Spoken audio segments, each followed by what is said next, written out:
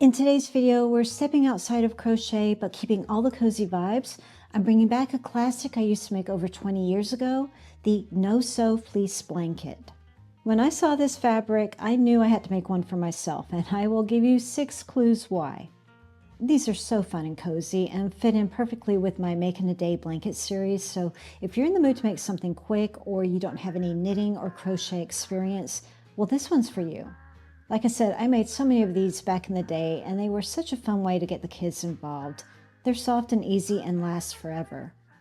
To make one for yourself, all you need are 2 pieces of fleece, a pair of scissors, and a couple of hours of your time.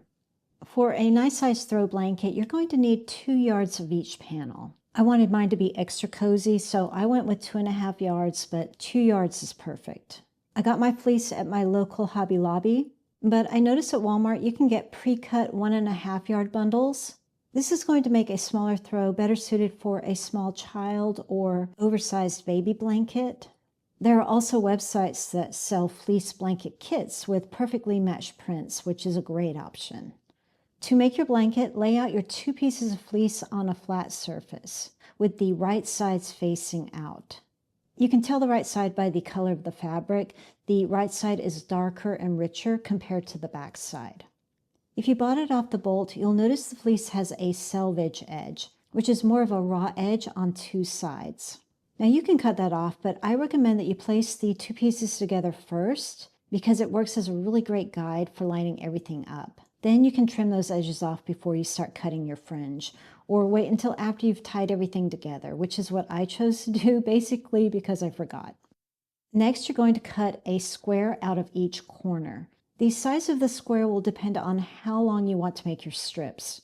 I would recommend 4 to 5 inches. I wanted more usable blanket space, so I went with a 4-inch square, but if you want your fringe to be longer, then I would recommend 5.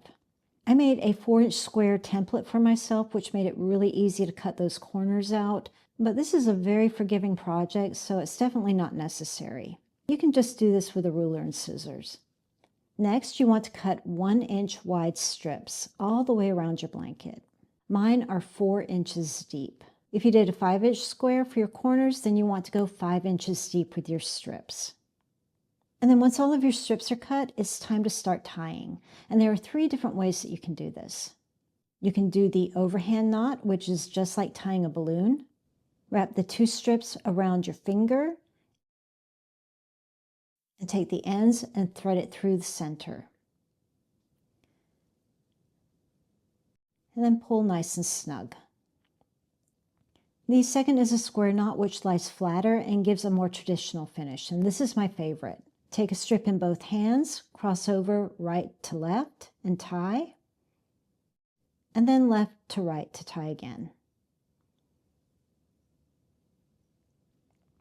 And the third way isn't a tie at all, but holds it together nicely. Take your 2 strips and pinch them slightly, cut a small slit at the top, take the bottom strip and feed it through the hole of the top strip,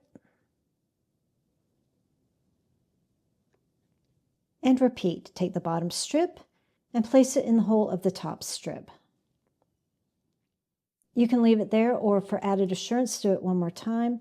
Take the bottom strip and place it in the hole of the top strip. I've always used this square knot and I love it, so that's what I'm using for my blanket. And that's really it. Just keep tying your way around the blanket until all 4 sides are finished. Trim off any uneven edges or the selvage like I did here, and you're done. This is such a quick and satisfying project, and I can't wait to use mine. Let me know in the comments if you've made these before. I'm sure you have.